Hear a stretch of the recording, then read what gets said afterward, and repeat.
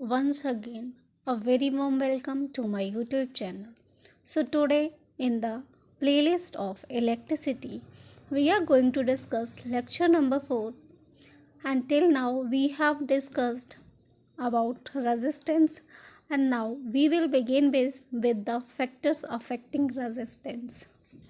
So, let's begin. So, resistance is directly proportional to the length, and resistance is inversely proportional to the area. And first of all, you should have to be aware about what is directly proportional and indirectly proportional. So directly proportional means कि हम इस quantity में जितना change करेंगे उतना ही इसमें आएगा, और अगर हम इन्वर्सली प्रोपोर्शनल की बात करेंगे तो इन्वर्स की तरीके से चलेंगी. अगर इसको डबल करते हैं तो ये हाफ होगा, इसको हाफ करते हैं दैन ये डबल होगा. सो लेट्स टॉक ऑफ कि किसकी लेंथ और किसके एरिया पे हम बात कर रहे हैं. तो हमने ये देख लिया आर के डायरेक्टली प्रोपोर्शनल है और आर के इन्वर्सली एरिया के प्रोपोर्शनल है. तो ये जो लेंथ है वो क्या है, हम बात कर रहे हैं resistance of the conductor depends upon R is directly proportional to air and r is inversely proportional to the area of cross section. So this length is the length of conductor. Okay, and area of cross section मतलब जिस cross section से area जिस cross section से connected है वहाँ की हम बात कर रहे हैं. तो area of cross section of conductor. ठीक. और एक चीज़ और, ये दो चीज़ों की तो बात हो गई. यहाँ से हम एक फॉर्मूला डिराइव कर लेंगे. अब इक्वेशन 1 और इक्वेशन 2 को जब हम देखेंगे तो हमें मिलेगा R is directly proportional to L upon A, और इस डायरेक्टली प्रोपोर्शनल के साइन को हटाने के लिए हम एक कांस्टेंट लेंगे, डेट इज़ रो. ये क्या है, कोफिशिएंट है. क्या ये proportionality constant. Proportionality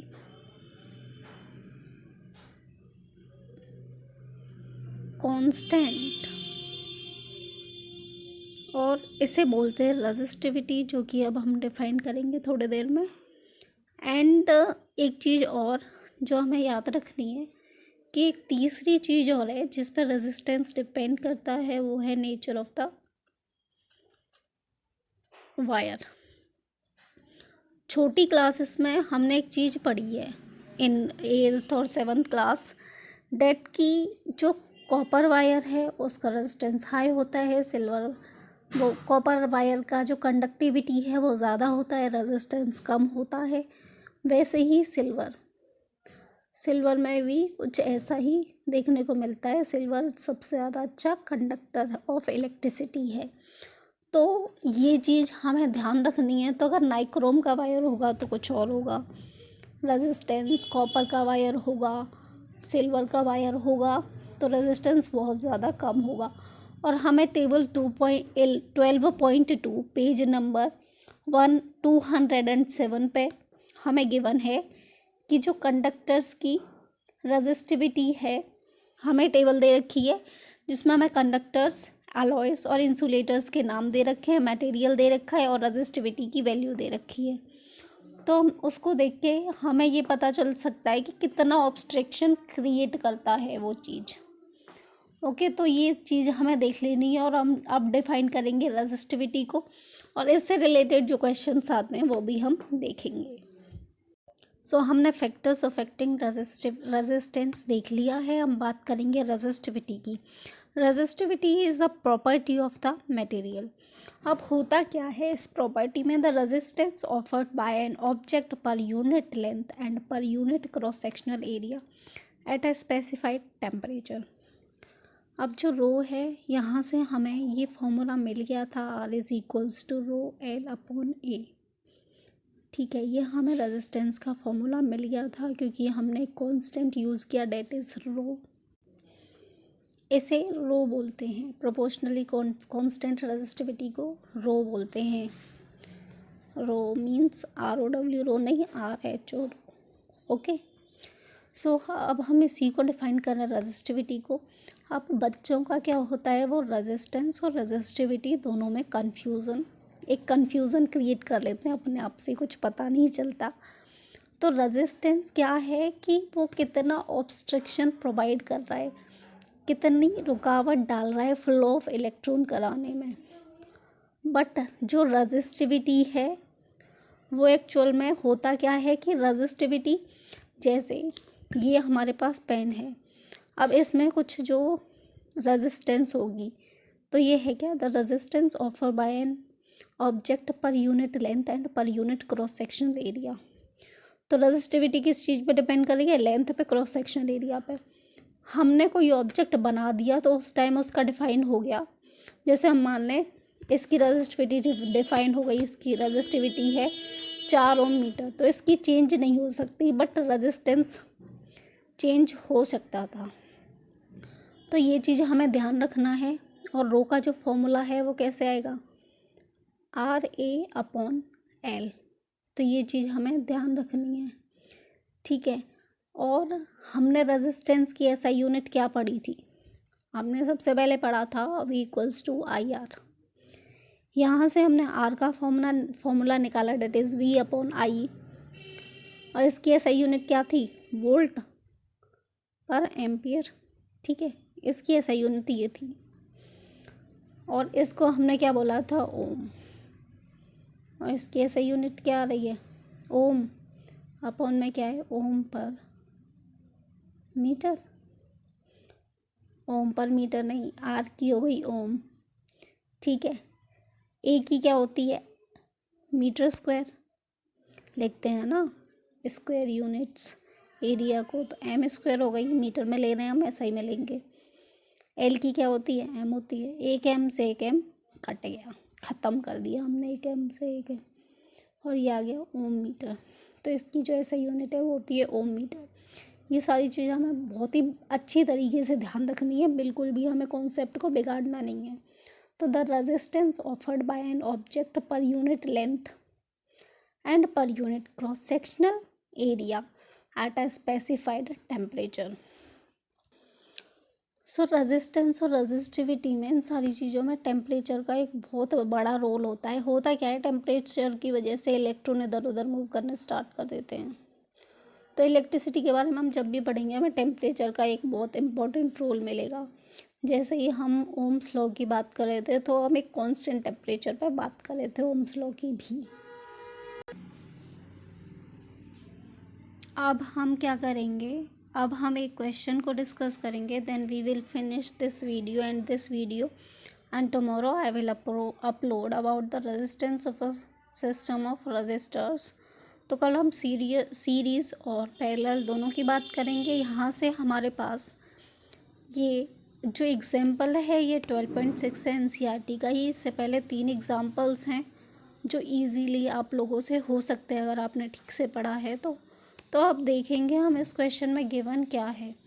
the wire of a given material having length 1 metre. तो हम वायर की जब बात करेंगे तो वायर की जो हमें लेंथ है वो दे रखी है 1 metre and area of cross section A दे रखा है। ए को एम्पियर मत पढ़ लेना भाई, ज़्यादा करंट में बह के एम्पियर नहीं पढ़ना है हमें, okay. So area of cross section हमें दे रखा है, एरिया लिख देते हैं इसे हम, ठीक है। इसको हम A1 लिख देते हैं, इसको L1 लिख देते हैं। A1 is equals to A has a resistance of 4 ohm. R दे रखा है हमें 4 ohm, okay. What would be the resistance of another wire of the same material. Material same है, रो की वैल्यू क्या रहेगी, कांस्टेंट। हमें हर क्वेश्चन में ये चीज़ें रियलाइज़ करेंगे ना तो हमें धीरे धीरे फील होने लग जाएगा और क्वेश्चन हमसे बहुत ही आराम से हो जाएंगे, ओके। तो what would be the resistance of another wire of the same material having length.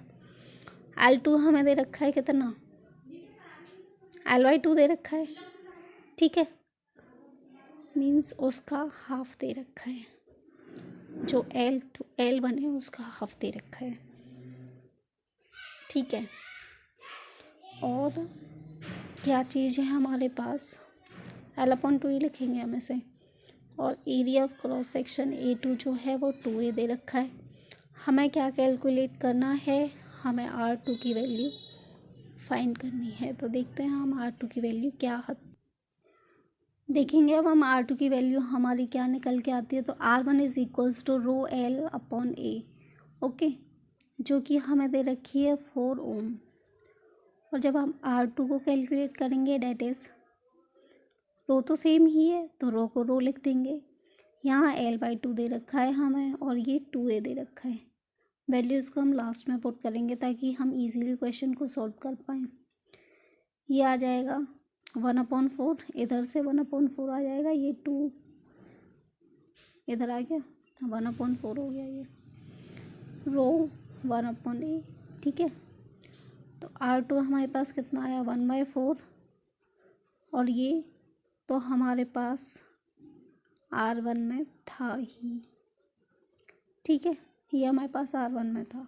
तो हम इसको लिख सकते हैं 1/4 ऑफ R1, ठीक है, ये हमने लिख दिया। अब हम R2 को जब कैलकुलेट करेंगे तो R1 हमारे पास कितना है, R1 की वैल्यू गिवन है हमें, डेट इज़ 4 एम्पियर। तो 1 × 4/4, 4 से 4 कैंसिल आउट हो गया और ये हमें R2 की वैल्यू निकल आई 1 ओम। था ना ईजी। इस टाइप के क्वेश्चन आपको 2 नंबर में पूछ लिए जाएंगे। तो इससे पहले कि जो 3 एग्जांपल्स हैं वो आपको कर लेने हैं। एंड देन एक ब्लूप्रिंट क्वेश्चन है जिसमें 5 क्वेश्चन है। अगर आपको कोई भी डाउट होता है then please do mention in the comment section and I will make a separate video for the video solutions of these questions so that every concept of you will be cleared. And thank you, keep watching and stay tuned. Also focus on your health because COVID cases are rising day by day. So thank you, bye bye, and have a good day.